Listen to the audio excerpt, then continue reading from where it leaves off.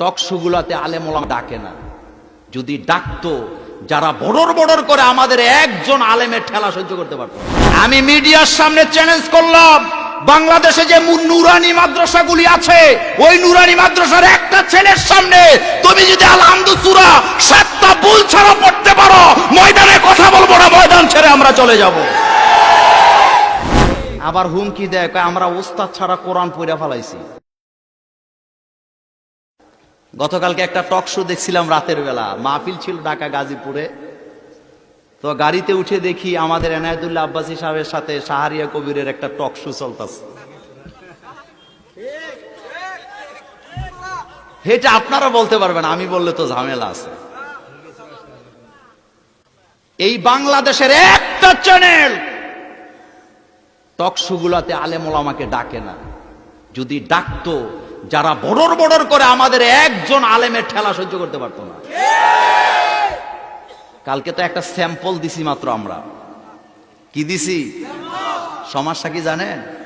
মাঝে মধ্যে আমাদের দুই একজন আলেম নিলেও উপস্থাপিকা, এরপর আরো 5 জন একদিকে আলেমরে বসায় আরেক দিকে, 5 জনে যাইত্যা ধরে কথা কইতে দেয় না। এরকমের আছে না নাই? কালকে কিন্তু চান্দু বিপদে পড়ছিল। কতটা মূর্খ এরা, আলেমদের সাথে বসলে বোঝা যাবে। আবার হুমকি দেয়, আমরা ওস্তাদ ছাড়া কোরআন পড়ে ফেলাইছি। আমি মিডিয়ার সামনে চ্যালেঞ্জ করলাম, বাংলাদেশে যে নুরানি মাদ্রাসাগুলি আছে, ওই নুরানি মাদ্রাসার একটা ছেলের সামনে তুমি যদি আল-হামদু সূরা 7টা ভুল ছাড়া পড়তে পারো, ময়দানে কথা বলবো না, ময়দান ছেড়ে আমরা চলে যাব। বেটা বেটা হায়ে হাওয়াজ আর হায়ে হুত্তি চিনে না, হেই বেড়া নাকি কোরআন নিজে নিজে পড়ে একেবারে কাম সারায় ফেলছে। চান্দু, এটা রবীন্দ্রসঙ্গীত না, এটা আল্লাহর কোরআন, এটা ওহির জ্ঞান, এটা আল্লাহর পক্ষ থেকে এসেছে। এটা নিয়ে বান্দরামি চলবে না। মুছে তেল দিতেছ, তেল দিয়া লাভ নাই। আসো না কোরআনের কাছে। কোরআন কি জিনিস? এই কোরআনের ভিতরে 2 রকমের ভিটামিন আছে। কয় রকম? আলেম ওলামারা বলতে হবে কয় রকম? একটা হলো ভিটামিন সি। একটা কি? Vitamin C. এটা কাফেরের কাছেও ভালো লাগে, মুসলমানের কাছেও ভালো লাগে, আবু জাহেলের কাছেও ভালো লাগে, আবু বকরের কাছেও ভালো লাগে, আলেমদের কাছেও ভালো লাগে, জালেমদের কাছেও ভালো লাগে। মানে শুনতে ভালো লাগে। কোরআন শুনতে চায়। কোরআন শোনার ব্যাপারে একজনও পৃথিবীতে খুঁজে পাবেন না খারাপ লাগে, একজনও পাবেন না, সবার কাছে ভালো লাগে। কিন্তু কোরআনের ভিতরে আরেকটা ভিটামিন আছে, সেটার নাম হলো ভিটামিন ডি। সেটা কিন্তু সবার কাছে ভালো লাগে না। কোরআনের কাছে সি হলো শুনতে মজা লাগে, সবাই শুনতে চায়। কোরআনের ডি ভিটামিন যারা পায়, তারা আল্লাহর জমিনে আল্লাহর কোরআনের রাজ কায়েম করার জন্য হাসতে হাসতে ফাঁসির মঞ্চে চলে যায়। তাইলে আমাদের কয়টা দরকার? কথা বলে না? কয়টা দরকার? বাংলাদেশে কোরআনের রাজ কায়েম হইলে গরিবের কোনো অসুবিধা নাই, যত অসুবিধা চোর বাটপারের। এজন্যই তারা এটা বরদাস্ত করতে চায় না। আপনারা বলেন তো, এই কোরআনুল কারীমের ভিতরে আল্লাহ শব্দটা আছে না নাই? আল্লাহ শব্দটা লিখতে প্রথম অক্ষরটা কি? আপনারা বলেন তো, আল্লাহ শব্দের প্রথম অক্ষর যদি কেউ তেলাওয়াত করে, প্রতি অক্ষরে কয় নেকি পাবে? কিন্তু এই কোরআনের ভিতরে সবচেয়ে দুষ্ট লোক ফেরাউনের নাম নাই? ফেরাউনের নাম লিখতে প্রথম শব্দ অক্ষর কি? কথা বলে না? ফা। ফেরাউনের ওই শব্দের ফা থেকে যদি কেউ ফাটা উচ্চারণ করে, তাহলে তার কয় নাকি? কথা আসতে বলেন কেন? তাহলে আপনারা বলেন, এখানে একটা হিকমত আছে না নাই? আল্লাহ শব্দের আলিফ, তাও 10 কি? দুষ্ট লোকের ফা, নামের আগের ফা, হেডা পড়লো, তাহলে হিকমত আছে না নাই? এই হিকমতটা হলো, সুশীল সমাজের অসুশীল লোকেরা যখন বলে যে হুজুরেরা এই দেশটাকে, মৌলবাদীরা এই দেশটাকে সাম্প্রদায়িক বানাতে চায়, আমি মিডিয়াকে সাক্ষী রেখে, আপনাদেরকে সাক্ষী রেখে বলে যাই, পৃথিবীতে সম্প্রীতির ধর্ম, ভ্রাতৃত্বের ধর্ম, সমতার ধর্ম একমাত্র ইসলাম আর কোরআন ছাড়া কেউ সমতা দিতে পারে না।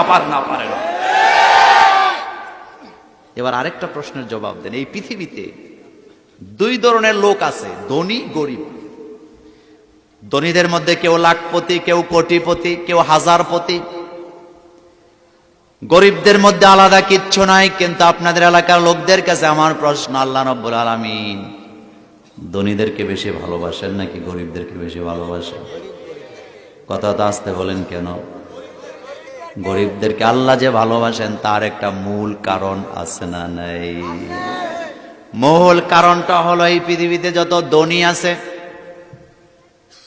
ম্যাক্সিমাম ধনীরা, 99% ধনীরা গরিবের সম্পদকে হরণ করতে চায়।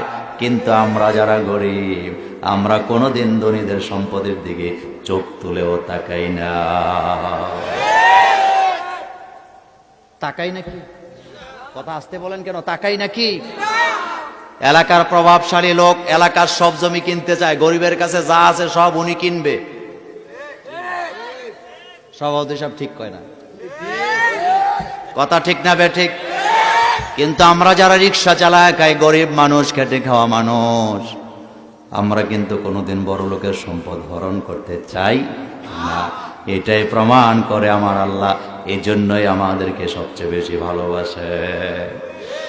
আল্লাহর নবী বললেন হাদিসের বর্ণনায়, কিয়ামতের ময়দানে ধনীদের চাইতে দরিদ্র লোকগুলাকে আল্লাহ 500 বছর আগে জান্নাত দিয়ে দিবেন। কয়শো বছর? চিল্লায় বলেন, কয়শো বছর? আরেকটা ভালোবাসা নেন আল্লাহর কাছ থেকে, আপনাদের কাছে জানতে চাই। বর্তমানে পৃথিবীতে সবচেয়ে বড় আতঙ্কের নাম হলো করোনা ভাইরাস। জোরে বলেন কি ভাইরাস? আরো জোরে বলেন কি ভাইরাস? করোনা ভাইরাসের সময় নিরাপদে গরিবেরা আছে না নাই? ধনী যারা, ওই আলোচনা আজকে করব না, একটু বলে দিয়ে যাই। যাদের টাকা পয়সার অভাব নাই, বাঁচতে চায়, হাত মৌজা, পাও মৌজা, কান মৌজা, চোখ মৌজা, এমন পোশাক পরে মনে হয় যেন চান্দের দেশে থেকে নাইমে আইছে। কথা ঠিক না বেঠিক? কুমিল্লা একটারে পাইলাম, বললাম ভাই চাঁদের দেশের থেকে কবে আইছেন? আপনার তো নীল আমস্ট্রং এর মতো লাগে। কয় হুজুর বাঁচতে চাই। আমি বললাম লাভ নাই, কারণ আল্লাহ যাকে টান দিবেন দুনিয়ার কেউ তাকে রাখতে পারবে না। আর আল্লাহ যাকে বাঁচায় দিবেন দুনিয়ার কোনো মহামারী তাকে টাচ করবে না। কোটি টাকার মালিক নিজেকে প্যাকেট করে চলে বিদায় হয়ে গিয়েছে, আর আমাদের এলাকার রিক্সাওয়ালা, ঠেলাওয়ালা হাত মৌজা কেনার টাকা নাই, পা মৌজার কেনার টাকা নাই, মাস্ক কেনার টাকা নাই।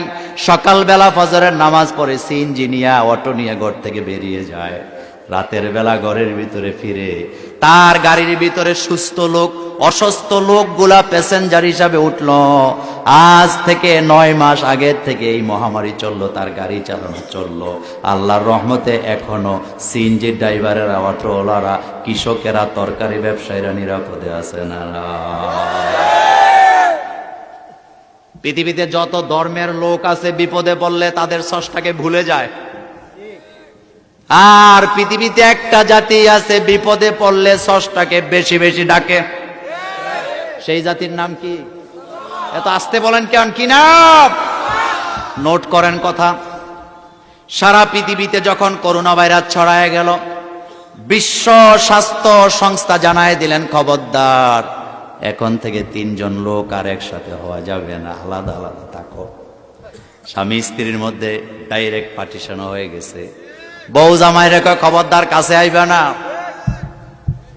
জামাই বউরে কয় কাছে আইবা না। স্বামী আক্রান্ত হয়েছে, বউ বাপের বাড়িতে চলে গেছে।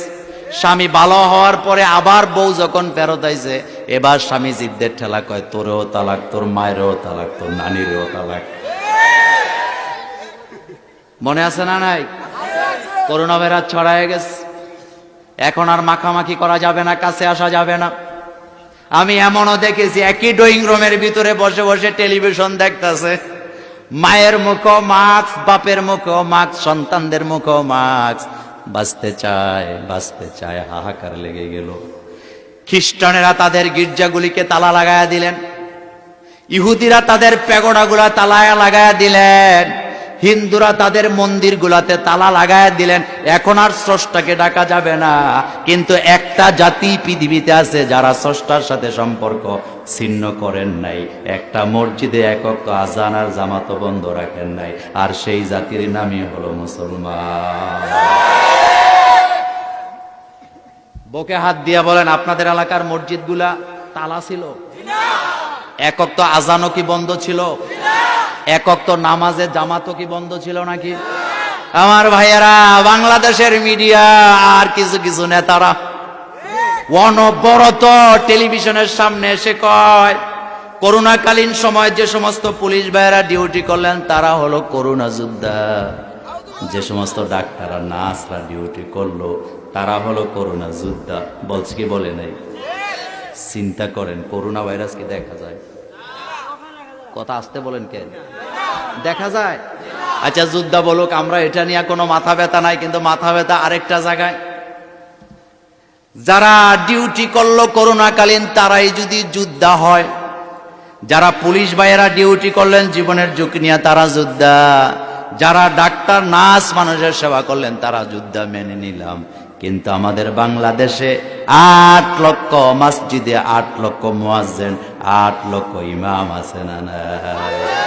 তারাও তো এক ধরনের যোদ্ধা, কারণ তারা তো জীবনের ঝুঁকি নিয়ে আজানও বন্ধ করেন নাই, নামাজের জামাতও ছেড়ে দেয় না। ঠিক কিনা?